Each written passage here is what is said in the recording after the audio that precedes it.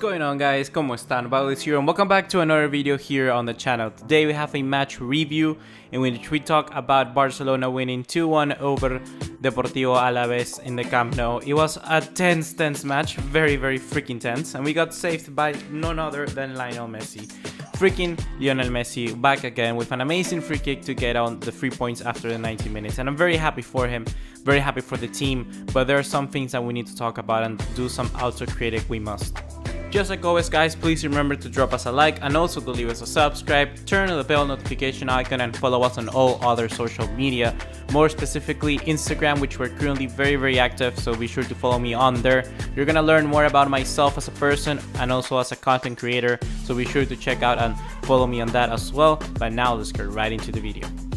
Like we always do, we're gonna start off talking about the goals. There were 3 goals in total during these 90 minutes, and the first goal came from John Guidetti. Guidetti scored a very nice goal in which Certain had no chance to save in it, and it was actually quite a very good counterattack from Deportivo Alaves. I gotta say, I was very intimidated by the counterattacks of Alaves in the very first half. It was very difficult to try and contain them, especially because some mistakes. And in this goal especially, Samuel Umtiti put a very difficult mistake. Samuel Umtiti carried the ball forward in the prior attack of Barcelona, too far into the pitch, and he was caught offside, not offside, was caught out of position, and didn't have enough pace to catch up with Guidetti. Even though Guidetti is probably not the fastest player ever, he was just so far behind Umtiti that he couldn't catch up to Guidetti, and that just left him a complete open space for Guidetti to score a goal. Semedo was also at the other side trying to block, I think, the run of Ibai Gomez, and it wasn't also enough for Nelson Semedo to catch up with John Guidetti, and then John Guidetti just had acres of space to position himself and score. Even though he almost slipped and actually put it out wide, it was a quite good finish. I think a little bit of luck, but it was nothing to give away credit from Guidetti. It was a very good goal from Deportivo Alaves, and they went 1-0 up in the total margin. The next goal came from Luis Suarez in a play in which Iniesta did something wonderful. Iniesta put in one of the best displays in that singular goal. I gotta say, in overall, the 90 minutes, Iniesta didn't play it as good, but especially in that exact moment, in that situation, he was amazing. In that situation, he put a very good play, took away like 3 players out of the car completely, and put a very good cross into the far post. And then Luis Suarez was in there, and with a nice half volley, put it into the back of the net. It was very good. A goal also from Luis Suarez. A little bit deflection on Piqué, but either way, it was going to go in goal. So it was a very good play from Iniesta and also from Suarez that finally managed to put Barcelona equalize with Deportivo Alaves.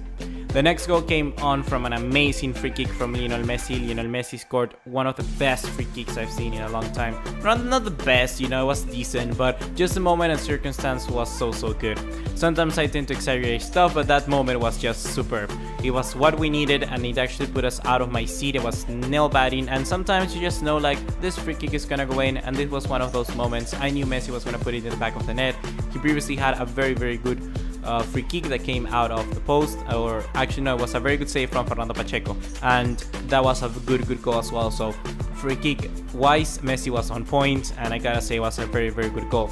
But something that I gotta comment about, that we got saved by the bell basically, and that's something that I wanna comment about, why the title of this video, saved by the bell, because there were 2 decisions that were very clear, and they were actually given in favor of Barcelona. I may be a Barcelona fan, I may be a Barcelonista that just is in favor of Barcelona, but not so much actually. I'm actually a fan of the sport mostly. I really like equal games and fair games, and in this time around, I gotta say that Barcelona got saved by the bell. Got saved by the bell in 2 cases. The first one in this one.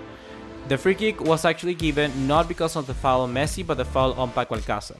And Paco Alcácer, in that play in which Luis Suarez put a back heel to Alcácer, and then Alcácer to Messi, and then Alcácer got fouled, Alcácer was offside, so it should have been ruled out, that free kick, and that goal shouldn't have standed. But that's something that happened with the game. I could understand that. But the next thing that happened later on in the match, I think like the 85th minute, was when Ibai Gomez put a half volley into the back of the net, almost in Barcelona, but got saved by something, and it was saved by the hand of Umtiti. It was saved pretty clear. It was really clear, the hand of Samuel Umtiti. And I don't know what exactly the referee put on to display there. What exactly did he use? What criteria to say that that hand wasn't the referee, I think he was in a very good angle to see what's going on. And it was actually going to be a hand. I was really scared because it was definitely should have been a penalty. And you could see the clear way and expressions of the Deportivo Alaves players. They were really, really furious at the referee. Perhaps the referee used a criteria that's known as the hand between the ball and the distance between them. For instance, if a player has a hand close to the ball before the opposition is going to shoot, you don't have enough time or enough human reaction to move your hand away. But I don't think that applies in this situation. So I would have put, and I would have said as a referee, that the hand should have stand. So I understand why we should be furious at the referee in general. Like, I cannot be really mad because, well, it would have been a penalty and probably Alaves could have equalized and then Barcelona would have equalized the game or draw the game. But it's something that just bothers me as a football fan, that I think that's why VAR should work and should be continued to use, and I'm happy that La Liga is going to put it on next year. So that's why I think I'm very happy with it.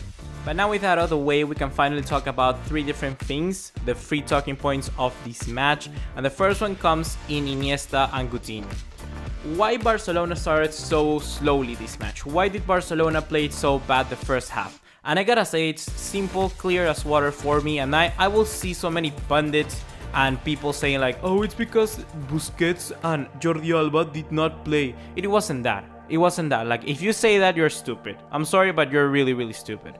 Barcelona have played a clear system for the full 90 minutes for like almost 4 months now. 4 months. And it has been a 4-4-2. 2 players, very good physical players in the middle with Busquets alongside a deep line creator. In that situation, it was Iniesta. Throughout, it was Paulinho, Rakitic and Busquets, and then Messi and Suarez up top. But in this turnaround, what Valverde did was take out that contender, that really defensive solidity player in the middle, that physical presence, and put on Coutinho, another creator. So we had 2 creators instead of 1. When we really don't need that, because we got amazing players like Messi that can create something out of nowhere, and also Luis Suarez. And that's the problem. The problem is that we cannot have 2 creative players that are not necessarily going to defend as much. Iniesta and Coutinho. Iniesta is 33 years old. He's not going to run as fast as he used to before. He definitely puts tackles in, but perhaps that isn't his role, if you understand. And Coutinho is like the young Iniesta. He may run, he may try to tackle, but it isn't his job. He's not going to do it as well. And that's where you break the defensive solidity that Barcelona have had for the last 4 months. And that's why Barcelona were so caught many times in counter-attack. Normally you had someone like Busquets. Rakitic will be the Busquets in this situation. Paulinho will be Paulinho. But who is playing as the Rakitic or the player that's going to run back and defend? No one is. So that's why we were caught offside so many times. So many times we were caught in the counter-attack, and that's the reason why we played so bad, and that's why Deportivo Alaves looked so dangerous. They look very, very dangerous. We cannot have Coutinho and Iniesta in the same team. I'm sorry what you think, guys. I'm really, really sorry. This is not freaking FIFA. We cannot have the best players all in the same team. We cannot have Coutinho and Iniesta all at the same time, because they're not going to defend as good as somebody else. We should have put someone like Sergio Roberto in the midfield. Somebody else, but not Iniesta and Coutinho, not at the same time. And you could clearly see that after the change in which Alcácer came in for Coutinho, and then we went to a 4-3-3. That's a different situation, because we finally get losing one player out, and actually a player like Alcácer that's gonna come and defend a little bit. Even though he's a striker, we changed formations, but we were in a new solid way. We didn't put and try to makeshift something out of nowhere. We cannot have Coutinho and Iniesta in the same turnaround. And that's something that brings me to my second point. Ernesto Valverde must not succumb to the situations of having a big price player like Coutinho starting every single match. Iniesta and Coutinho both have super egos because they're like one of the best players in the world. So you are definitely going to think that you should put them all in the same 11. And Valverde should be a master, should be a coach, should be saying to Coutinho and Iniesta, okay, one of you is going to play right now, then you change, or the other way around.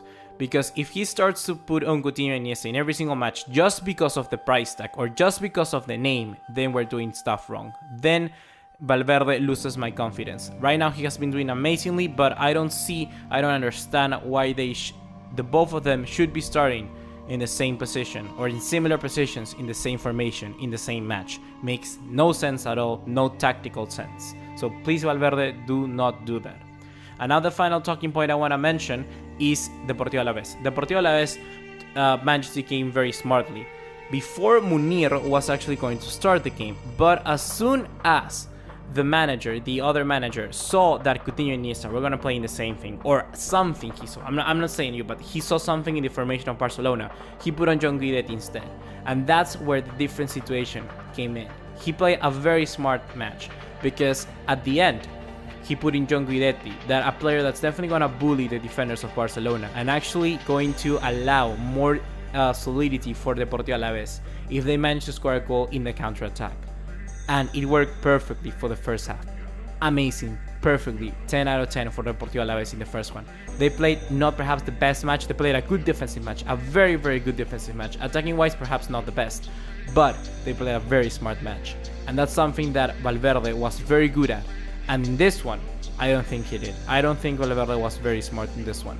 He wasn't smart at all. That's gonna be everything for today, guys. Just like always, remember to drop us a like, leave us a subscribe, turn on the bell notification icon, and follow us on all other social media to keep up to date. Make sure to make this channel a part of your daily routine. I've been your host for the day. See you in the next one. Take care. Ciao.